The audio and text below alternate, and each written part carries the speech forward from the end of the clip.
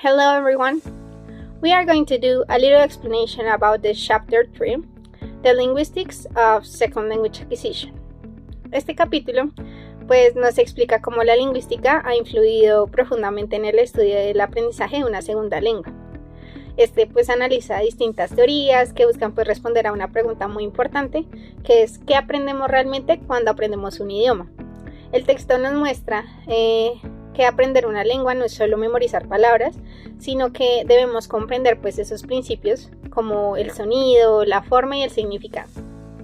También nos presenta distintos enfoques lingüísticos, los cuales son muy influyentes, como Contrastive Analysis, Error Analysis, Interlanguage, Morpheme Order Studies, the Monitor Model, and the Universal Grammar. En el segundo subtítulo del capítulo, The Nature of Language, nos dice que muchos lingüistas piensan que todas las lenguas naturales comparten ciertas características, por lo cual el lenguaje se define como sistemático, simbólico y social. ¿Por qué decimos que es simbólico? Porque los sonidos como tal no tienen un significado propio, sino que nosotros como hablantes le damos ese sentido, ¿sí? Es sistemático porque está compuesto por reglas que usamos sin darnos cuenta en nuestra cotidianidad.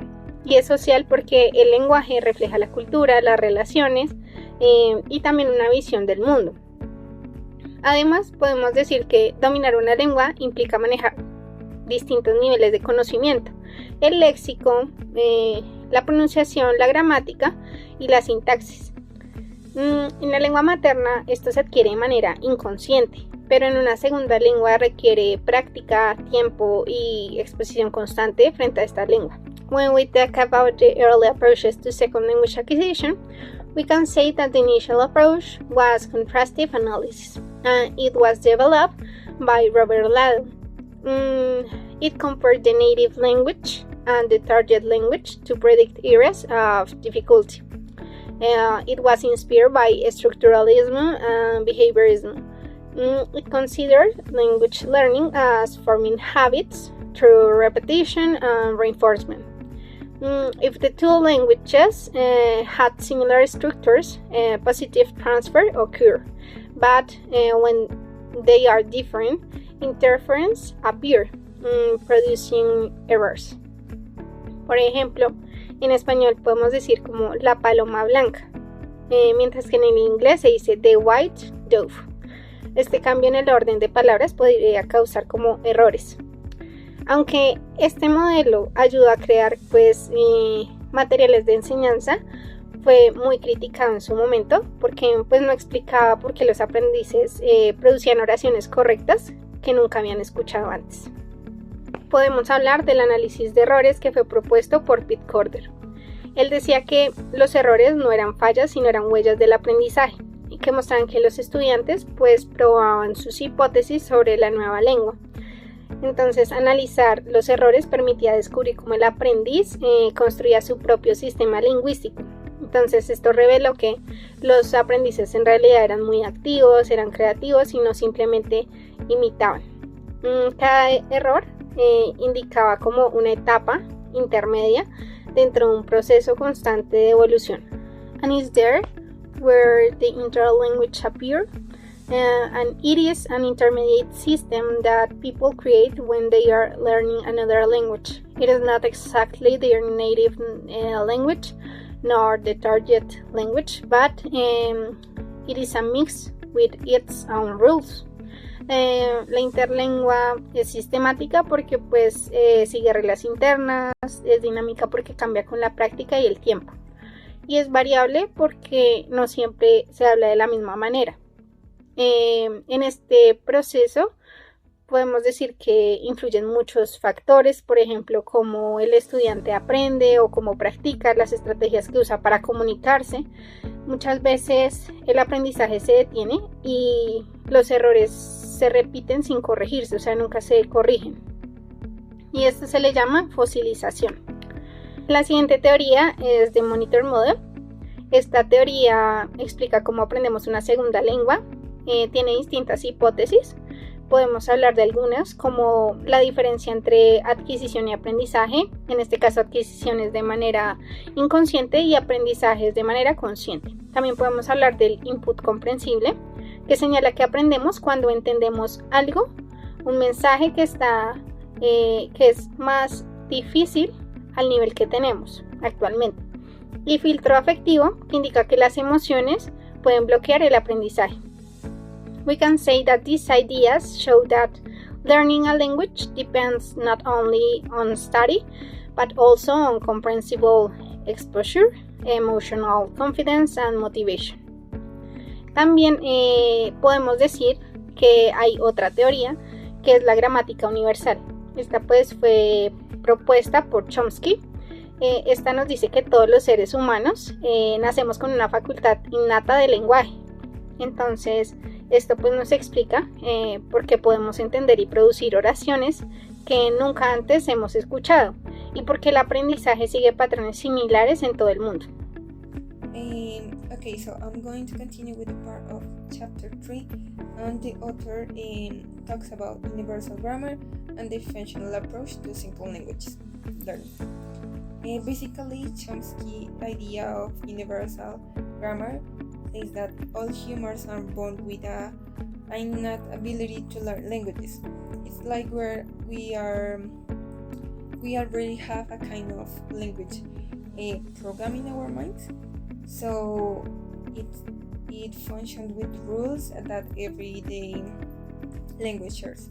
For example, all languages have subjects and verbs, but each one organizes them differently, like subject plus object plus verb, or subject plus object plus verb. But it depends on the language. Entonces, ahora la pregunta importante es que si esa capacidad innata sigue funcionando cuando aprendemos una segunda lengua. Entonces, algunos investigadores dicen que sí, que la seguimos usando aún así estemos ya adultos grandes, pero otros dicen que no, que se pierde cuando en nuestra infancia, que esa capacidad innata se pierde. Entonces, it's interesting that learners from different countries often make similar mistakes, which shows that maybe there are still universal rules guiding second language learning. But this theory also gets criticized because it focuses too much on grammar structure and not enough on communication and the way that we use the language and the way that we communicate with others. So then the author moves to the functional approach, which are very different. These approaches see language not only as a set of rules, but as a way to communicate and interact. For example, a systemic functional linguistic proposed by Haley explained that we choose words depending on the context, who we're talking to, what we are talking about, and how we're saying it. Entonces, aprender una segunda lengua no es solo saber gramática, sino aprender a usarla correctamente en cada situación, porque claramente si uno va a preguntarle o a pedir algo de comida, lo dice como de una manera más formal, más respetuosa. Pero cuando uno está hablando con sus amigos, pues uno se puede calmar más, usar otro tipo de palabras dependiendo del contexto que tú estés. Entonces, there are also something called functional typology, which compares many languages and finds common patterns.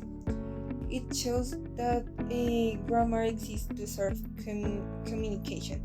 People first learn to express basic ideas like requests or descriptions, and later more complex structures.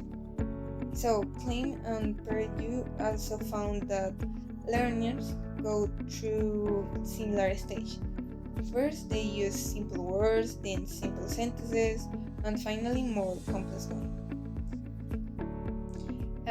Bueno, esto demuestra que sin importar la lengua, todos seguimos como siguiendo esos patrones universales cuando aprendemos otra, como si empezar desde cero e ir escalando poco a poco hasta llegar a un nivel avanzado y usar oraciones más complejas y más estructuradas. Entonces, finally, Saville tried to close the chapter, this chapter 3, saying that there are three main perspectives in SLA: the structuralist, the generativist, and the functional. Okay, so each one gives a different answer to the same question: that what we learn, how we learn it, and why some people learn faster or better than others. And it closes up, and that's it. Thank you.